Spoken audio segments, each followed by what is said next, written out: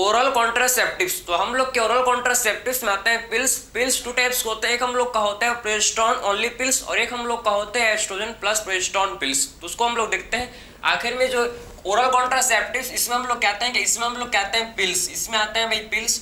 और ये जो पिल्स है कितने टाइप्स के होता है, ये हम लोग के पिल्स टू टाइप, कितने टाइप्स के भाई, टू टाइप्स के होता है। कौन कौन से, एक हम लोग का होता है progesterone only pills, progesterone only pills, एक होता है जिसे बोलते हैं प्रोजेस्टेरॉन ओनली पिल्स, एक को क्या बोलते हैं प्रोजेस्टेरॉन ओनली पिल्स, ठीक है, प्रोजेस्टेरॉन ओनली पिल्स, जिसे हम लोग पीओपीस भी बोलते हैं, जिसे हम लोग क्या बोलते हैं, इसी को हम लोग प्रोजेस्टेरॉन ओनली पिल्स को बोला जाता है, इसी को हम लोग पीओपीस भी बोलते हैं, पीओपीस भी इसे बोला जाता है, समझे, प्रोजेस्टेरॉन ओनली पिल्स, या फिर इसी को क्या बोलते हैं mini pills, progesterone only pills, या फिर इसी को बोला जाता है क्या, इसी को हम लोग बोलते हैं भाई मिनी पिल्स भी इसी को बोलते हैं, ठीक, इसी को हम लोग मिनी पिल्स भी बोलते हैं, मिनी पिल्स भी इसे बोला जाता है, ठीक है। और जो हम लोग का जो दूसरा होता है, जो सेकंड है, जिसे हम लोग बोलते हैं क्या, ये हम लोग का होता है भाई कॉम्बाइंड पिल्स, ये हम लोग का क्या होता है, देखो इसमें हम लोग कहते हैं क्या, इसमें हम लोग कहते हैं भाई हम लोग एस्ट्रोजन प्लस, आप समझना कि इसमें हम लोग कहते हैं क्या, एस्ट्रोजन प्लस प्रोजेस्टेरॉन पिल्स, इसमें हम लोग कहते हैं क्या भाई,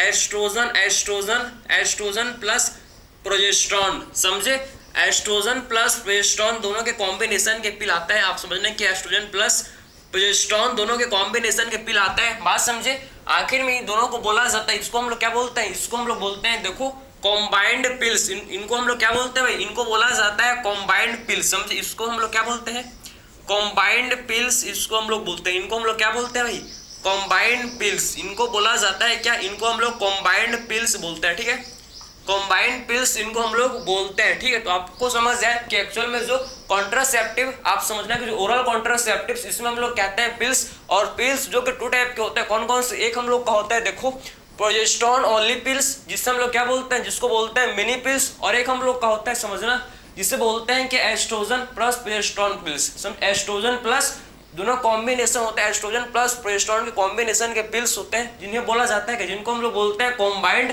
पिल्स बोलते हैं, ठीक है, क्लियर हुआ आपको। तो आखिर में आप बात करते हैं आखिर मोड ऑफ एक्शन, इनका आखिर में कैसे, इनका क्या फंक्शन, आखिर में क्या करते हैं पिल्स का, आखिर क्या रोल है, उसको हम लोग डिस्कस करते हैं, कि उसको प्रिवेंट करते हैं भाई, इसको हम लोग डिस्कस करते हैं। मेनली आप समझ लो कि ओव्यूलेशन एंड इम्प्लांटेशन क्या करते हैं भाई, मेनली ओव्यूलेशन एंड इम्प्लांटेशन को प्रिवेंट करते हैं ये पिल्स। तो आखिर में कैसे ओव्यूलेशन एंड इम्प्लांटेशन को प्रिवेंट करते हैं, क्या इनका मैकेनिज्म है, क्या इनका मोड ऑफ एक्शन है, इसको हम लोग अब डिस्कस कर लेते हैं, ठीक है। उसके बाद देखते हैं इसको लिया कैसे जाता है, इसको डोसेज इसका क्या, इसको कैसे कंज्यूम करते हैं, इसको भी डिस्कस करेंगे, आखिर में इस पिल्स को कैसे कंज्यूम किया जाता है, इसको भी हम लोग डिस्कस करेंगे। सबसे पहले बात कर लेते हैं क्या भाई इनके मोड ऑफ एक्शन के बारे में, देखते हैं कि आखिर में क्या, आखिर में कैसे ये ओव्यूलेशन एंड इम्प्लांटेशन को प्रिवेंट करते हैं, उसको देखते हैं, ठीक है। चलो भाई, तो ये तो आपको समझ आया कि इसमें हम लोग टू टाइप्स के पिल्स होते हैं, ये तो आपको समझ आ गया। अब बात करते हैं इनका मोड ऑफ एक्शन, इनका मोड ऑफ एक्शन को डिस्कस करते हैं कि आखिर में इनका मोड ऑफ एक्शन क्या होता है, इसको हम लोग अब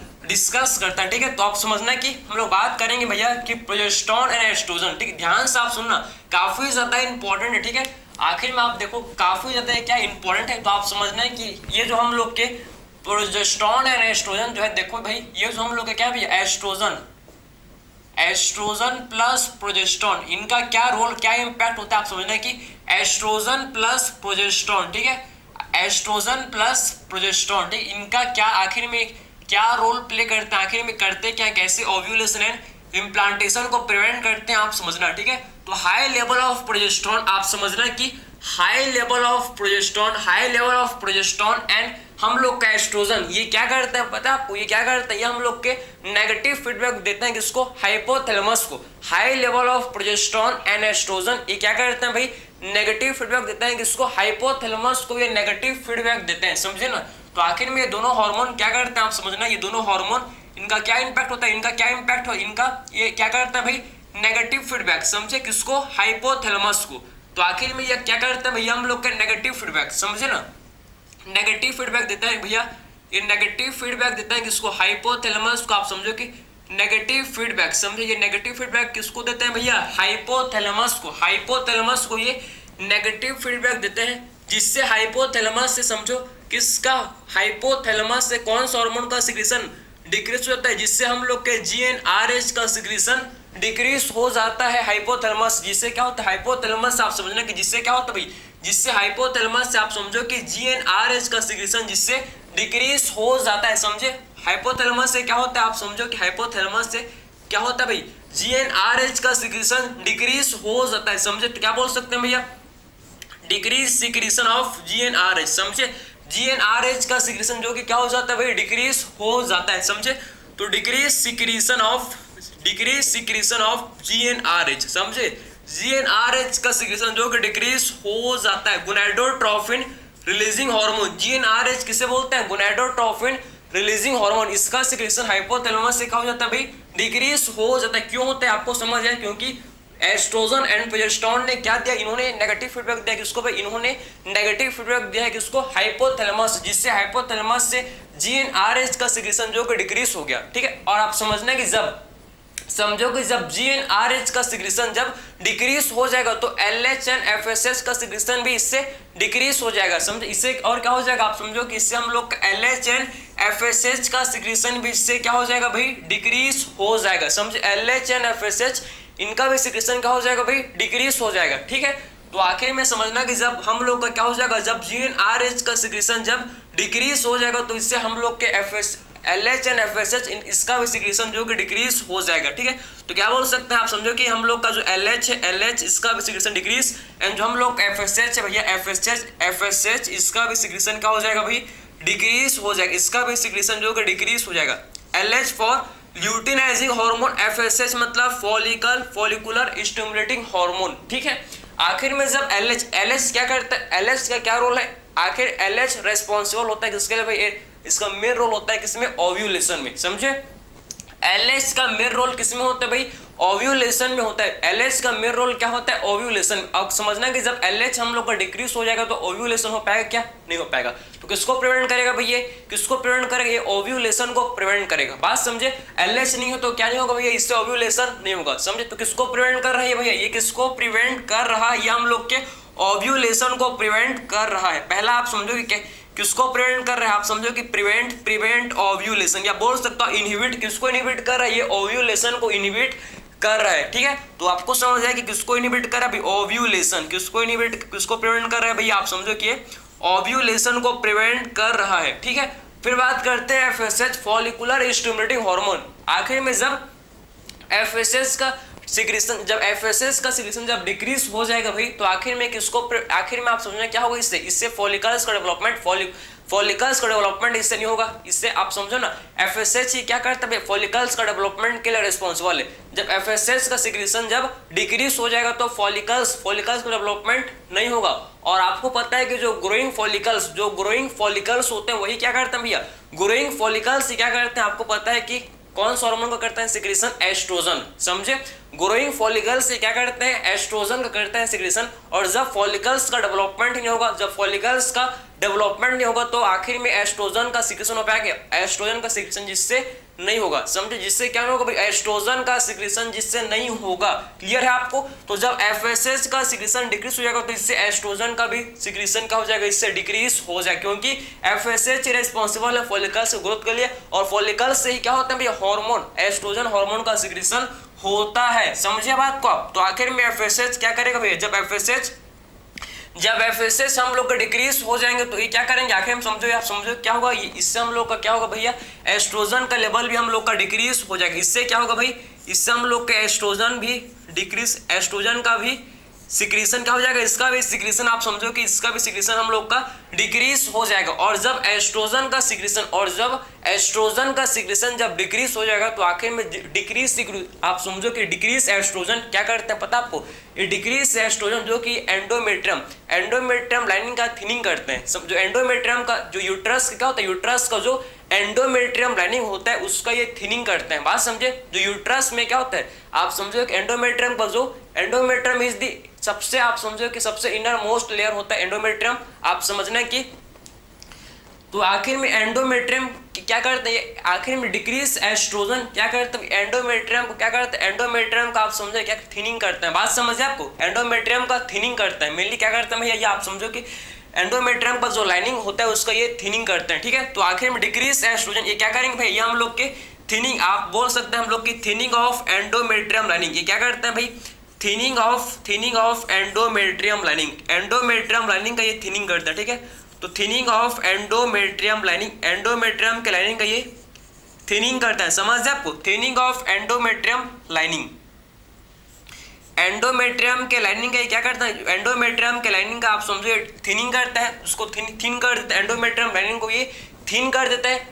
एंडोमेट्रियम लाइनिंग को थिन कर देंगे तो किसको प्रिवेंट करेंगे, या हम लोग किसको प्रिवेंट करेंगे, इम्प्लांटेशन को, समझे। ऐसा करने से क्या होगा भैया, किसको प्रिवेंट कर रहे हैं भैया हम लोग के, प्रिवेंट कर रहे हैं किसको, ये प्रिवेंट कर रहे हैं भैया किसको, इम्प्लांटेशन को, समझे। आखिर में किसको प्रिवेंट कर रहे हैं भैया, ऐसा करने से क्या होगा, ऐसा करने से क्या ऐसा करने से क्या होगा भैया, इम्प्लांटेशन जो कि प्रिवेंट हो जाएगा, समझे। इससे इम्प्लांटेशन जो कि प्रिवेंट हो जाएगा। तो किसको प्रिवेंट कर रहे हैं भैया हम लोग के, इम्प्लांटेशन को, ये इम्प्लांटेशन को जो कि प्रिवेंट कर रहे हैं, समझे। इम्प्लांटेशन को ये क्या कर रहे हैं भाई, प्रिवेंट कर रहे हैं। तो आपको इनका मोड ऑफ एक्शन, आखिर में ये हार्मोन्स आखिर में करते हैं, इनका मोड ऑफ एक्शन आपको समझ है कि हम लोग की ये प्रोजेस्टेरोन एंड एस्ट्रोजन, मैंने आपको दोनों को बताया कि progesterone and high level of, आप समझो कि oestrogen and high level of progesterone, oestrogen and high level of progesterone ये क्या करेंगे भाई, ये हम लोग के नेगेटिव फीडबैक देंगे, किसको, हाइपोथैलेमस को नेगेटिव फीडबैक देंगे, जिससे हाइपोथैलेमस से आप समझोगे GnRH का सिक्रेशन क्या हो जाएगा भाई, जिससे डिक्रीज हो जाएगा। और जब GnRH का सिक्रेशन, जब हाइपोथैलेमस से GnRH का सिक्रेशन जब डिक्रीज हो जाएगा, आप समझना, तो LH का सिक्रेशन भी डिक्रीज हो जाएगा और हम लोग के FSH का सिक्रेशन भी डिक्रीज हो जाएगा। और LH का जब सिक्रेशन डिक्रीज हो गया, LH का लेवल जब डिक्रीज होगा तो किसको प्रिवेंट करेंगे, ये हम लोग प्रिवेंट करेंगे ओव्यूलेशन को। और जब FSH का आप समझो कि लेवल जब कम हो गया तो आखिर में किसको प्रिवेंट करेंगे हम लोग का, जिससे एस्ट्रोजन का लेवल भी कम हो जाएगा। और जब एस्ट्रोजन का लेवल कम हो जाएगा भाई, तो आखिर में क्या हो जाएगा, जिससे आप समझो कि जो यूट्रस का जो एंडोमेट्रियम लाइनिंग होता है उसका थिनिंग हो जाएगा। यूट्रस का जो एंडोमेट्रियम लाइनिंग होता है उसका क्या हो जाएगा भाई, थिनिंग लाइन क्या हो जाएगा, उसका थिनिंग हो जाएगा, बात समझे। तो ताकि किसको प्रिवेंट करता है, ये हम लोग प्रिवेंट करते हैं किसको, ये हम लोग के इम्प्लांटेशन को क्या करते हैं भैया, ये प्रिवेंट करता है, बात समझे। ये किसको करता है, प्रिवेंट, इम्प्लांटेशन को करते हैं प्रिवेंट, ठीक। अब बात करते हैं इसके बाद हम लोग क्या भाई, क्या आखिर में आप, ये तो आपको समझ आ गया इसका मोड ऑफ एक्शन। पिल्स के आखिर में जो हार्मोन्स है इनका जो मोड ऑफ एक्शन क्या होता है आपको ये समझ है। अब बात करते हैं कि आखिर में पिल्स को लिया कैसे जाता है, आखिर में पिल्स को कैसे लेते हैं, क्या इसका डोसेज होता है, इसको डिस्कस करते हैं, ठीक है, इसको डिस्कस करते हैं, ठीक है। तो ये समझना भाई, ये आप समझना काफी ज्यादा क्या होता है, इंपॉर्टेंट है, आपको समझ जाएगा, ठीक है। तो आखिर में पिल्स को आखिर में कैसे लिया जाता है इसको हम लोग बात करेंगे, ठीक है। पिल्स को आखिर में कैसे लिया जाता है इसको हम लोग डिस्कस कर लेते हैं।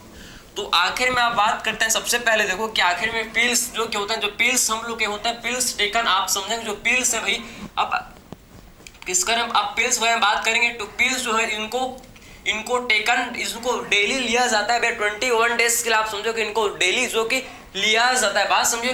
तो टेकन डेली, आप समझो कि टेकन डेली फॉर 21 डेज, समझे। इसको क्या करते, पिल्स को हम लोग क्या करते, इसको डेली लिया जाता है, ठीक है। आप समझो कि डेली, आप समझो कि टेकन डेली, ठीक है। आप बोल सकते हैं कि टेकन डेली फॉर 21 डेज, इसको कैसे लेते हैं भाई, इसको 21 डेज तक डेली इसको लिया जाता है, टेकन डेली, आप समझो कि टेकन डेली फॉर 21 डेज तक इसको डेली जो कि लिया जाता है, बात समझो। टेकन डेली फॉर 21 डेज जो कि 21 डेज तक इसको डेली लिया जाता है with the gap of 7 days. 7 days का क्या होता है, बीच में 7 डेज का होता है गैप, जिसमें आयरन टेबलेट को कंज्यूम किया जाता है, बात समझ है आपको। तो आखिर में जो पिल्स होता है, पिल्स को इसको डेली लिया जाता है, कितने दिन के लिए, इसको डेली लिया जाता है भाई 21 डेज के लिए, आप समझो इसको डेली लिया जाता है, समझ आपको। With the gap of 7 days, 7 days के बीच में क्या होता है भाई, आप समझो कि एंड द गैप ऑफ, या विद द गैप, आप समझो कि and with the gap of 7 days, बीच में क्या होता है भैया 7 डेज, गैप ऑफ 7 डेज, समझे। तो गैप ऑफ 7 डेज, समझ आपको, with the gap of 7 days, बीच में क्या होता है भैया 7 डेज का गैप होता है with the gap of 7 days, जिसमें क्या करते, जिसमें आयरन टेबलेट को लिया जाता है, समझ, जिसमें आयरन टेबलेट को दिया जाता है, क्लियर आपको। तो ये जो पिल्स है इसको आप समझो कि डेली 21 डेज तक इसको लिया जाता है, बात समझिए, इसको दिया जाता है पिल्स को डेली 21 डेज तक इसको दिया जाता है। और बीच में आप समझना कितने दिन का, बीच में आप समझो कि इसमें कितने दिन के बीच में आप समझो कि आप समझो कि 7 डेज का गैप होता है, ठीक है, बीच में 7 डेज का गैप होता है। इसमें क्या कर 7 डेज के गैप में आप समझो कि इसमें क्या करते हैं भैया, इसमें आयरन टेबलेट को देते हैं, इसमें आयरन टेबलेट को देते हैं, समझे बात को, ठीक है। 7 डेज में क्या करते हैं भाई, इसमें आयरन टेबलेट को देते हैं, ठीक है। और कभी स्टार्ट है आखिर में पिल्स को लेना कब से स्टार्ट करते हैं भाई, स्टार्ट विथिन, आप समझो कि स्टार्ट विथिन, इसको कब से स्टार्ट करते, पिल्स को लेना आखिर में कब से स्टार्ट करते हैं भैया, तो start within the fifth day, आप समझो कि within the start within the fifth days of menstrual cycle, within the first 5th days of menstrual cycle, ठीक है। आप समझो कि start within the first 5th days, आप समझो first 5th days of menstrual cycle, ठीक है, first 5th days of menstrual. भाई इतना भूख रहा था भाई, ठीक है, आप क्या बताओ, आप नहीं, ठीक है कुत्ता है क्या भाई, सही भूख रहा था, ठीक है। तो आप समझना कि हम लोग का जो है भाई कब से स्टार्ट करते हैं भैया, या हम लोग स्टार्ट करते हैं कब से, आप समझो कि स्टार्ट करते हैं भैया 5th, मतलब within the 5th days of menstrual cycle, within the 5th days of menstrual cycle. सिर्फ मेंस्ट्रुअल साइकिल का आप समझो स्टार्टिंग के 5वें दिन के, आप समझो कि स्टार्टिंग के 5th डेज, आप समझो कि मेंस्ट्रुअल साइकिल स्टार्ट होने के, आप समझो कि स्टार्टिंग के 5th डेज, मतलब स्टार्टिंग के फर्स्ट टू 5 डेज, 1 से लेकर 5 डेज के बीच में इसे लिया जाता है, बात समझे, 1 से लेकर 5 डेज के बीच में आप समझो कि मेंस्ट्रुअल साइकिल के इस पिल्स को जो कि लिया जाता है, बात समझे आपको। तो आखिर में पिल्स जो कि इसको क्या करते हैं, इसको डेली लेते हैं भैया 21 डेज तक, इसमें कोई भी गैप आपका समझो कि 7 डेज का गैप होता है, ठीक है, बात 7 डेज का होता है गैप, जिसमें आयरन टेबलेट को जिसमें दिया जाता है, क्लियर हो आपको। तो आप बोल सकते हैं कि इसमें देखो ये जो पिल्स है, इसको आखिर में देखो ये हम लोग का पिल्स आप समझो काफी ज्यादा इंपॉर्टेंट है, इसको आप समझो ये पिल्स आप समझो 1 2 3, ठीक है, 1 2 3 तो ज्यादा ही ज्यादा बड़ा, ठीक है। तो हम बोल सकते हैं कि 1 2, ठीक है, 1 2 3 1 2 3 4 5 6 7 8, ठीक है, 1 2 3 4 5 6 7 8, ठीक है, बात समझे, 9 10 11 12 13 14 15 16, ठीक, 17 18 19 20 21 22 23 23, ठीक है, 23 24 25 26 27 28, ठीक है। टोटल पिल्स को आप समझना कि 28 डेज तक लेते हैं भैया, समझ है आपको, डेली इसको लेते हैं 21 डेज तक डेली इसको लेते हैं, 7 दिन का गैप होता है, आप समझना, जिसमें आयरन टैबलेट कंज्यूम किया जाता है, समझे, क्लियर हो आपको। जो कि आयरन टैबलेट क्या करते हैं भैया, जो ब्लड लॉस हुआ है उसको कंपनसेट कर देते हैं, जो ब्लड लॉस हुआ है ड्यूरिंग मेंस्ट्रुअल साइकिल, उसको क्या करते हैं ये आयरन टैबलेट उसको कंपनसेट कर देते हैं, समझे बात को। तो पूरा मैकेनिज्म आपको समझ तो आ रहा है, ये देखो फर्स्ट, ठीक है, तो 4 5 6 7 8 9 10 11 12 13 14 15 16, ठीक है, 17 18 19 20 21, समझे, और 22 23 24 25 26 27 28, बात समझे। तो 22 बीच में यहाँ पर 7 डेज क्या होता है भाई, बीच में 7 डेज का गैप होता है, बात समझे। इनके बीच में हम लोग इसमें क्या करते हैं, इसमें आयरन टेबलेट को कंज्यूम करते, इसमें आयरन टेबलेट जो कि दिया जाता है, बात समझ है आपको, इसमें आयरन टेबलेट जो कि इसमें दिया जाता है। तो ये तो आपने समझ लिया कि एक्चुअल में कब से स्टार्ट करते हैं, इसको स्टार्ट करते हैं विथिन 5 डेज, आप समझो कि मेंस्ट्रुअल साइकिल के स्टार्टिंग के 5वें दिन, आप समझो स्टार्टिंग के 5th, आप समझो कि स्टार्टिंग के आप समझना कि 5th डेज तक इसको 3 से या 5 दिन तक, आप 3 से लेकर 5 दिन के बीच में इसको स्टार्ट करता है, मेनली इसको विजुअली स्टार्ट किया जाता है, बात समझ है आपको। तो आप समझना कि और इसमें क्या होता है, इसमें आप समझो कि तो जो 7 डेज का जो गैप होता है इसमें क्या करता है, इसमें आयरन टेबलेट को जो कि दिया जाता है, समझे। 7 डेज का जो गैप होता है इसमें क्या करता है, इसमें आयरन टेबलेट को मिलनी देते हैं। तो आपको इसका कैसे इसका लेते हैं इसको डोसेज को आपको समझ है कि आखिर में जो पिल्स इसको 21 डेज तक इसको डेली दिया जाता है, बीच में 7 दिन का गैप होता है जिसमें आयरन टेबलेट देते हैं, ठीक है। और कभी स्टार्ट करते हैं इसको, with in the first 5 days of menstrual cycle. भाई मेंस्ट्रुअल साइकिल के आगे के 5 दिन आप समझो कि मेंस्ट्रुअल साइकिल स्टार्ट हुआ उसके 5 दिन के अंदर, आप समझो जैसे ही मेंस्ट्रुअल साइकिल स्टार्ट हुआ उसके 5 दिन के अंदर ये क्या करते हैं, इस टेबलेट को लेते हैं। बात समझे आप। अब बात करते हैं हम लोग, ये तो आपने पिल्स के बारे में समझ लिया कि एक्चुअल में इसे कैसे लिए इसको ज्यादा, इसका डोसेज के बारे में आपने समझ लिया। अब बात करते हैं हम लोग नॉन स्टेरॉइडल पिल्स के बारे में जिसे बोलते हैं सहेली, समझे ना। एक हम लोग क्या होता है भैया एक हम लोग का होता है जिसे बोलते हैं नॉन स्टेरॉइडल पिल, जिसे बोलते हैं क्या, सहेली, समझ है आपको। तो आखिर में आप समझना कि सहेली के बारे में बात करते हैं, सहेली, ठीक है।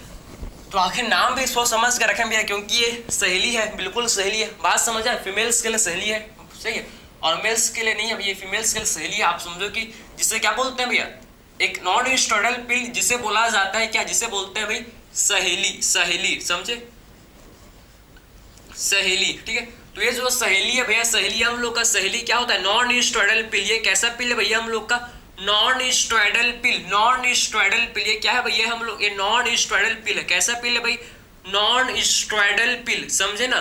तो नॉन स्टेरॉइडल क्या होता है, नॉन स्टेरॉइडल पिल होता है, समझे, नॉन स्टेरॉइडल पिल होता है, क्लियर। नॉन स्टेरॉइडल पिल है, नॉन स्टेरॉइडल पिल, इसे हम लोग बोलते हैं, इसको आप समझो, इसे हम लोग बोलते हैं वंस इन अ वीक पिल। कैसा पिल, ये आपका वंस इन अ वीक पिल। कैसा पिल है, वंस इन अ वीक पिल। एक वीक में एक ही बार इसे लिया जाता है, एक हफ्ता में सिर्फ एक ही बार इस पिल को लेते हैं, इस टेबलेट को लेते हैं, बात समझे।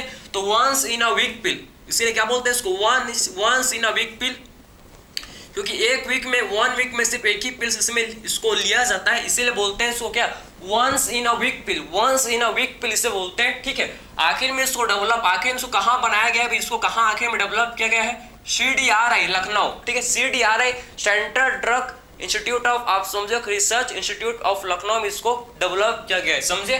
कहाँ डेवलप किया गया भैया, CDRI central drug research institute, समझे।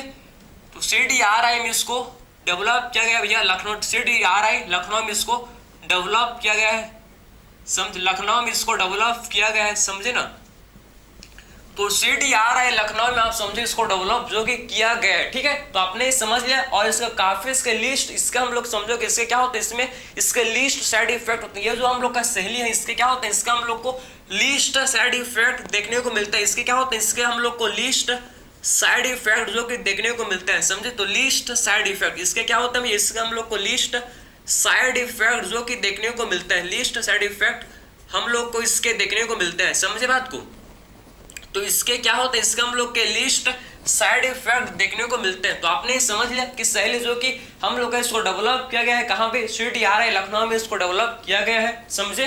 नॉन स्टेरॉइडल पिल होता है भैया, वंस इन अ वीक पिल होता है। इसके लिस्ट, इसके क्या होता है, इसके हम लोग के लिस्ट, हम लोग के इसके लिस्ट साइड इफेक्ट हम लोग को इसका देखने को मिलता है, ठीक है। और इसमें हम लोग के सहेली में आप समझने केमिकल होता है, इसमें क्या होता है, इसमें केमिकल होता है प्रेजेंट, इसमें हम लोग का केमिकल होता है प्रेजेंट। उस केमिकल को बोलते हैं क्या, उस केमिकल को बोला जाता है सैंड क्रोमिन, ठीक है। उस केमिकल को बोलते हैं भैया सैंड क्रोमन, आप समझो कि सैंड क्रोमन इसे बोलते हैं। तो इस केमिकल, इसमें केमिकल होता है जिसे बोलते हैं सैंड क्रोमन, समझे। इसमें केमिकल होता है जिसे बोला जाता है क्या, जिसे बोलते हैं सैंड क्रोमन। ये जो सैंड क्रोमन है, ये जो हम लोग का सैंड क्रोमन है, किसकी इंटरेक्ट करता है, ये हम लोग का क्या होता है, ये हम लोग का सैंड क्रोमन जो केमिकल जो कि सहेली में होता है भैया, आप समझना है कि ये जो है ये हम लोग का क्या होता है, ये हम लोग का होता है भैया, ध्यान से आप सुनिए, क्या होता है, ये हम लोग का होता है सेलेक्टिव एस्ट्रोजन रिसेप्टर मॉड्यूलेटर। क्या होता है भैया, ये हम लोग का सेलेक्टिव एस्ट्रोजन रिसेप्टर मॉड्यूलेटर। क्या होता है भैया हम लोग का सैंड क्रोमन, क्या होता है, सेलेक्टिव एस्ट्रोजन रिसेप्टर मॉड्यूलेटर होता है, समझे। सेलेक्टिव एस्ट्रोजन किसकी तरह करते हैं हम लोग, क्या होता है, सेलेक्टिव एस्ट्रोजन रिसेप्टर मॉड्यूलेटर, समझे। ये हम लोग का क्या होता है, आप समझने कि जो हम लोग का ये सेलेक्टिव एस्ट्रोजन रिसेप्टर मॉड्यूलेटर कैसा होता है भैया, सैंड क्रोमन। आप समझो कि जो सैंड क्रोमन है क्या होता है, ये हम लोग का जो मॉड्यूलेटर। समझे, ये जो सेंड क्रोमन है भाई, ये हम लोग का होता है क्या, ये हम लोग का होता है, आप समझना है कि सेलेक्टिव एस्ट्रोजन रिसेप्टर मॉड्यूलेटर। कैसे होता है, ये हम लोग का होता है क्या भैया, सेलेक्टिव एस्ट्रोजन रिसेप्टर मॉड्यूलेटर होता है। मतलब आप समझना है कि ये जो है क्या करता है भैया, क्या करता है, ये हम लोग के एस्ट्रोजन के रिसेप्टर को मॉड्यूलेट करता है। जो एस्ट्रोजन का रिसेप्टर जो यूट्रस में, क्या होता है, यूट्रस में जो एस्ट्रोजन का रिसेप्टर होता है उसको क्या करता है भैया, उसको ये मॉड्यूलेट कर देता है। समझे बात को। तो आखिर में ये क्या करता है भैया, ये हम लोग के एस्ट्रोजन के रिसेप्टर को मॉड्यूलेट कर देता है जो कि यूट्रस में प्रेजेंट होता है। समझे। तो आखिर में ये सेलेक्टिव एस्ट्रोजन रिसेप्टर मॉड्यूलेटर आखिर में करता है क्या है, आप समझना है कि मेरे लिए करता क्या भैया, आप समझो कि आपको समझ आए कि एस्ट्रोजन के रिसेप्टर को मॉड्यूलेट कर देगा, मतलब उसको मॉडिफाई करता है। क्या करता है भैया, उसको एस्ट्रोजन के रिसेप्टर को आप समझो मॉडिफाई कर देता है, उसको ब्लॉक कर देता है। समझ आपको, मेनली क्या करता है, उसको ब्लॉक्स, मेनली क्या करता है, blocks oestrogen, blocks the oestrogen receptor. समझे, मेनली क्या करता है भैया, ब्लॉक्स कर देता है, इसको ये ब्लॉक कर देता है भैया, blocks oestrogen, blocks the oestrogen receptor in uterus. समझे, एस्ट्रोजन के रिसेप्टर को ब्लॉक करता है कहाँ भैया, यूट्रस में। आप ये क्या करता है, एस्ट्रोजन के रिसेप्टर को ब्लॉक कर देता है किसमें भैया, यूट्रस में। समझे, तो blocks the oestrogen receptor in uterus, uterus में क्या करता है भैया, ये एस्ट्रोजन के रिसेप्टर को ब्लॉक कर देता है। आपको पता है जब एस्ट्रोजन का रिसेप्टर ब्लॉक हो जाएगा भैया, तो एस्ट्रोजन, आप समझो कि एस्ट्रोजन अपने रिसेप्टर के साथ बाइंड नहीं कर पाएगा। एस्ट्रोजन जो कि अपने रिसेप्टर के साथ बाइंड नहीं कर पाएगा। जब एस्ट्रोजन अपने रिसेप्टर के साथ बाइंड नहीं कर पाएगा तो इससे क्या होगा भैया, इससे हम लोग का एंडोमेट्रियम का पॉलीफरेशन नहीं होगा। इससे क्या नहीं होगा भैया, इससे आप समझना है कि एंडोमेट्रियम का पॉलीफरेशन नहीं होगा। एंडोमेट्रियम का पॉलीफरेशन करने के लिए कौन रेस्पॉन्सिबल होता है भैया, हम लोग का कौन, एस्ट्रोजन। बात समझे, एंडोमेट्रियम का पॉलीफरेशन कौन करता है, एंडोमेट्रियम का पॉलीफरेशन करता है कौन, एस्ट्रोजन। समझे बात को। तो आखिर में आप समझना कि जब ये हम लोग का सिलेक्टिव एस्ट्रोजन रिसेप्टर मॉड्यूलेटर ये जब क्या करेगा भैया, जब ये एस्ट्रोजन के रिसेप्टर को ब्लॉक कर देगा यूट्रस में, तो क्या नहीं होगा, इससे एस्ट्रोजन हम लोग का अपने रिसेप्टर के साथ बाइंड नहीं कर पाएगा। एस्ट्रोजन का बाइंडिंग नहीं होगा अपने रिसेप्टर के साथ। तो अगर लैक ऑफ एस्ट्रोजन है, एस्ट्रोजन बाइंडिंग नहीं कर पा रहे, बाइंड नहीं हो पा रहे, तो आखिर में इससे क्या नहीं होगा भाई, इससे हम लोग के क्या नहीं होगा, आप समझना कि पॉलीफरेशन नहीं होगा। समझे, इससे क्या नहीं होगा भैया, इससे आप समझो कि नो पॉलीफरेशन ऑफ एंडोमेट्रियम। समझे, नो पॉलीफरेशन ऑफ एंडोमेट्रियम,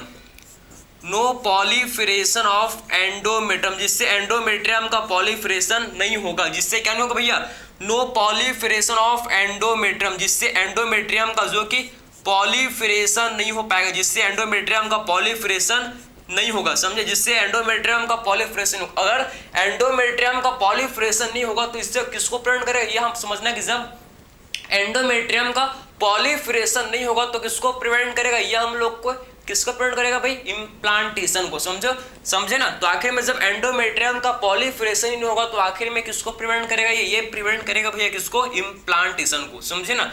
तो प्रिवेंट इम्प्लांटेशन किसको प्रिवेंट करेगा भाई, ये प्रिवेंट करेगा किसको, इम्प्लांटेशन को। प्रिवेंट इम्प्लांटेशन, ये इम्प्लांटेशन को भाई प्रिवेंट करेगा, इम्प्लांटेशन को ये प्रिवेंट जो कि करेगा। समझे। तो आपको इसका कहानी आपको समझ जाए कि सहेली में हम लोग एक केमिकल होता है जिसे बोलते हैं क्या, स्टैंड क्रोमन बोला जाता है। और ये स्टैंड क्रोमन क्या होता है भैया, SERM। ये क्या होता है, ये हम लोग का स्टैंड क्रोमन होता है क्या, SERM। ये हम लोग का होता है SERM होता है, SERM होता है। आखिर में SERM क्या है, सेलेक्टिव एस्ट्रोजन रिसेप्टर मॉड्यूलेटर। क्या होता है, ये हम लोग का होता है सेलेक्टिव एस्ट्रोजन रिसेप्टर मॉड्यूलेटर। क्या करता है, ये एस्ट्रोजन के रिसेप्टर को ब्लॉक कर देता है किसमें, यूट्रस में। ये क्या करता है भाई, एस्ट्रोजन के रिसेप्टर को ब्लॉक कर देता है किसमें, यूट्रस में, जिससे एंडोमेट्रियम का पॉलीफरेशन नहीं होता। जिससे क्या नहीं होता भाई, एंडोमेट्रियम का पॉलीफरेशन नहीं होता। और जब एंडोमेट्रियम का पॉलीफरेशन नहीं होगा तो एक किसको प्रिवेंट करेगा भाई, ये इम्प्लांटेशन को प्रिवेंट करेगा। समझे, किसको प्रिवेंट करेगा, ये हम लोग के इम्प्लांटेशन को जो कि ये प्रिवेंट करेगा। तो आपको ये कंप्लीट आपको समझ है कि एक्चुअल में सहेली क्या है, सहेली का काफी इसका इंपॉर्टेंट रोल है। आपको समझे, मोस्ट आप समझो कि क्या यूजफुल क्या है, आपका पिल्स है सहेली जो कि वंस इन अ वीक पिल है। इसका काफी लिस्ट साइड इफेक्ट होता है। तो आपको ये समझ है कि हम लोग ने कंप्लीट डिस्कस किया, इसमें ओरल कॉन्ट्रासेप्टिव्स को हम डिस्कस किया, पिल्स को हम डिस्कस किया।